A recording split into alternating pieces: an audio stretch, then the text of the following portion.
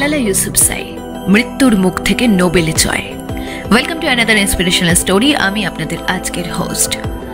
শুরু করছি এক কঠিন বাস্তবতার গল্প দিয়ে।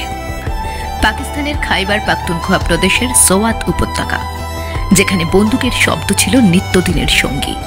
মালালার জন্ম 1997 খ্রিস্টাব্দে, কিন্তু জীবন সহজ ছিল না। সে বড় হয়েছিল এমন এক সমাজে যেখানে মেয়েদের স্কুল যাওয়া মানেই ছিল মৃত্যুর হুমকি, জীবন মরণের প্রশ্ন। সেখানেই গর্জে উঠেছিল এক কিশোরীর বিদ্রোহ। মাত্র 11 বছর বয়সে মালালা প্রথম বিদ্রোহী হয়ে ওঠেন। Why can't girls go to school? এই প্রশ্নের উত্তর খুঁজতে গোপনে বিবিসির জন্য ব্লগ লিখতে শুরু করেন, যেখানে তিনি তালেবান শাসনের অন্ধকার চিত্র তুলে ধরেছিলেন। কিন্তু সত্য বলার শাস্তি তো দিতে চাইবেই তালিবান সাম্রাজ্য। 2012 সালের 9 অক্টোবর মালালা স্কুল বাসে বসে গল্প করছিল বন্ধুদের সঙ্গে। হঠাৎ বাস থেমে যায়।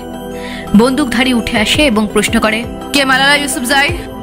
মুহূর্তের মধ্যে 3টি গুলি চালানো হয়। একটি যায় সরাসরি মাথায়। পুরো বিশ্ব স্তব্ধ হয়ে যায়। মৃত্যুর দোরগোড়ায় দাঁড়িয়ে ব্রিটেনে নিয়ে তার চিকিৎসা করা হয়। অলৌকিকভাবে বেঁচেও যান তিনি। কিন্তু ওই যে প্রতিশোধ নয়, শান্তির পথে জয়। গুলির আঘাত তার স্বপ্নকে তো থামাতে পারেইনি, বরং আরো বেশি শক্তিশালী করে তুলেছিল। 2014 সাল, মাত্র 17 বছর বয়সে মালালা ইউসুফজাই নোবেল শান্তি পুরস্কার জয় করেন। তিনিই হলেন ইতিহাসের সর্বকনিষ্ঠ নোবেল বিজয়ী।